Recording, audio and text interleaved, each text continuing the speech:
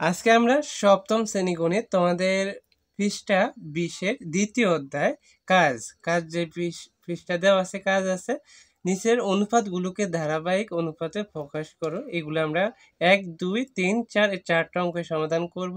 তো এই অঙ্কগুলো খুবই ইজি আছে। দেখো প্রথম অনুপাত আছে 12:17, তো এটাই লিখবে তোমরা। তারপরে 12:17-কে তোমরা কি করবা, অনুপাতের প্রতিটি রাশিকে এখানে 5 ধারা আমরা গুণ করব। 5 ধারা কি করব, গুণ করব। তাহলে দেখো 12 গুণ হচ্ছে 5, তারপর অনুপাত 17 গুণ হচ্ছে 5 নাকি।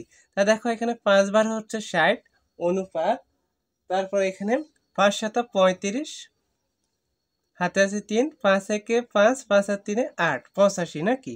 আমরা কি ধারা গুণ করেছি, 5 ধারা গুণ করেছি। আবার যখন দ্বিতীয় অনুপাত করব তখন আবার 17 ধারা গুণ করব। এভাবে সবগুলো অঙ্ক করতে হবে। তাহলে দেখো দ্বিতীয়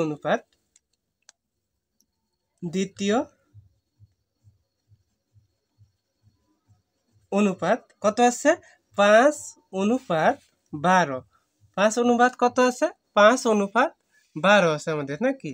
তাহলে আমরা কত দ্বারা গুণ করব, 17 দ্বারা। প্রথমটা করেছি 5 দ্বারা, এখন করব 17 দ্বারা। সবগুলো এই নিয়ম অঙ্কগুলা করতে হবে। তাহলে দেখো 5 গুণ হচ্ছে 17 অনুপাত 12 গুণ হচ্ছে 17। এখন দেখো আমরা ক্যালকুলেটর ব্যবহার করে গুণ করতে পারি। দেখো 17 গুণ 5, 17 গুণ হচ্ছে 5, তাহলে আমাদের কত হয়, 85 হয়ে যায়। তাহলে আমরা লিখি 85 অনুপাত 12 গুণ 17, 12 গুণ হচ্ছে 17, তাহলে কত হয় আমাদের 204। কত হয়, 204। আমরা এইভাবে পেয়ে গেলাম। এখন আমাদের অনুপাতের কি ধারাবাহিক অনুপাত লিখতে হবে, অনুপাতগুলো কি লিখতে হবে। তার আমরা লিখি, সুতরাং অনুপাত দুইটির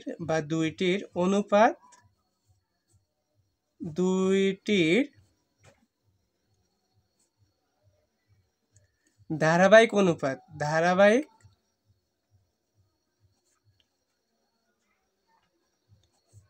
অনুপাত নাকি, ধারাবাহিক অনুপাত। তাহলে দেখো ধারাবাহিক অনুপাত হচ্ছে আমাদের প্রথমে হচ্ছে 60 অনুপাত 85, এখানেও আছে এখানেও আছে, আমরা একটা লিখবো। তারপর অনুপাত হচ্ছে 204। তাহলে এখানে আমরা অ্যান্সার দিয়ে দিতে পারি। 1 নম্বরটা হয়ে গেছে আমাদের, খুবই ইজি অঙ্ক। হ্যাঁ, তারপরে দেখো 2 নম্বরটা এখন আমরা করব। 2 নম্বরে আছে 23 অনুপাত 11, প্রথমে আছে। তা আমরা লিখি, দেখো 2 এর প্রথম অনুপাত তোমরা একটু মনোযোগ দিতে হবে, পর থেকে একটু দয়া করে মনোযোগ দিবা। প্রথম অনুপাত আছে কত, 23 অনুপাত হচ্ছে 11। কয় দ্বারা গুণ করব বলো তো, এই 7 দ্বারা গুণ করতে হবে। কত, এই 7 দ্বারা গুণ করতে হবে। তাহলে দেখো 23 গুণ হচ্ছে 7 অনুপাত 11 গুণ হচ্ছে 7। 23 7 গুণ করলে কত হবে, 3 7 21, 21-এর 1 হাতে আছে 2, 7 গুণে 14 আর 1 15, 151 অনুপাত 7 11 কত, 7 11 হচ্ছে 77। 3 7 21, হাতে আছে 2, 3 7 গুণে 14, 14 আর 2 হচ্ছে 16। হ্যাঁ, তখন 1 ধরছি। 161 অনুপাত 77। আবার দ্বিতীয়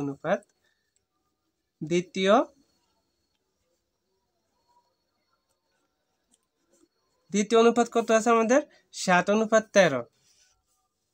7 অনুপাত 13। এখন আমরা গুণ করবো কত দ্বারা বলো তো, 11 দ্বারা করবো, এটা দ্বারা করবো। হ্যাঁ, তো দেখো 7 গুণ হচ্ছে 11, 13 গুণ হচ্ছে 11, তাহলে 7 11 কত, 77 অনুপাত 13 আর 11 গুণ করলে কত হবে, দেখো 13 11 কত, 13 গুণ হচ্ছে 11, তাহলে 143। কত, 143। তাহলে আগের মতোই আমরা লিখবো, সুতরাং অনুপাত দুইটির ধারাবাহিক অনুপাত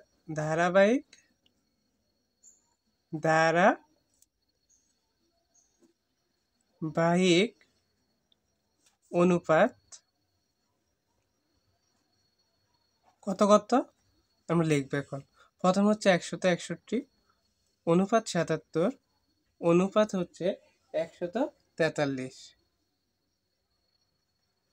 তাহলে হয়ে গেছে না আমাদের এটা। তারপরটা এখন আমরা করব। দেখো 3 নম্বরটা আমরা লিখে প্রথম অনুপাত লিখব। প্রথম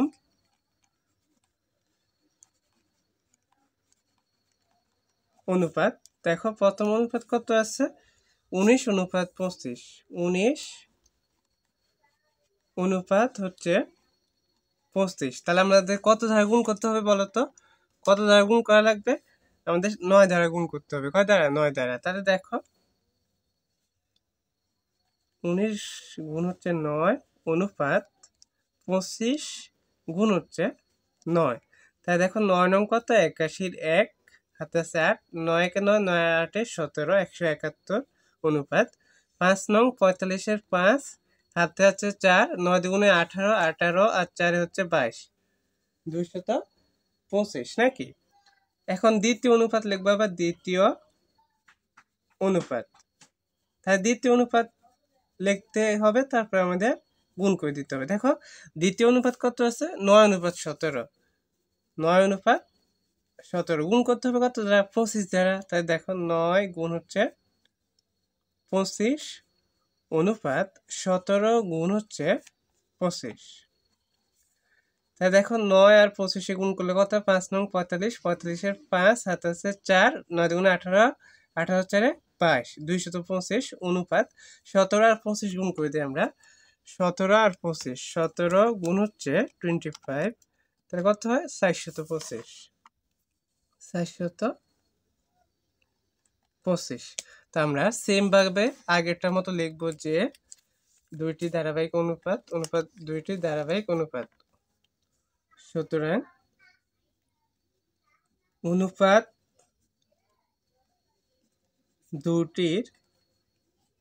দুইটির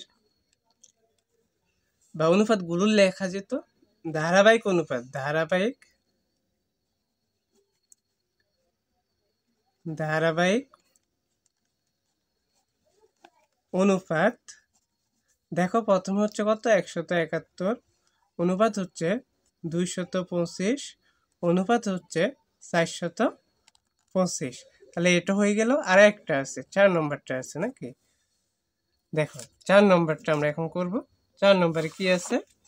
5 অনুপাত 8, 12 অনুপাত 17 নাকি?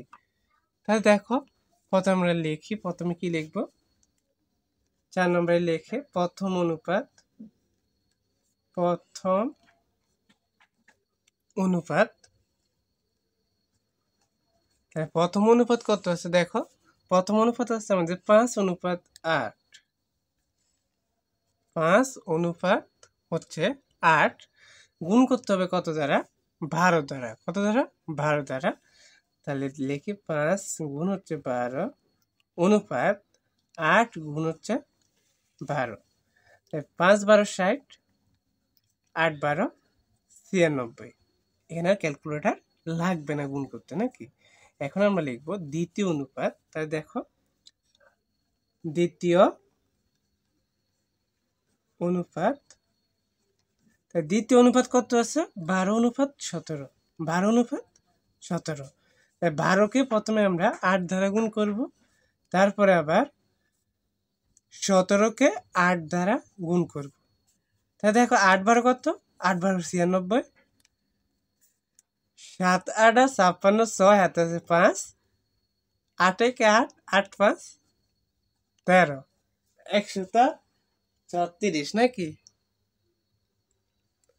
তো দেখো এখন আমরা লিখবো সুতরাং অনুপাত দুটির ধারাবাহিক অনুপাত দুটির ধারাবাহিক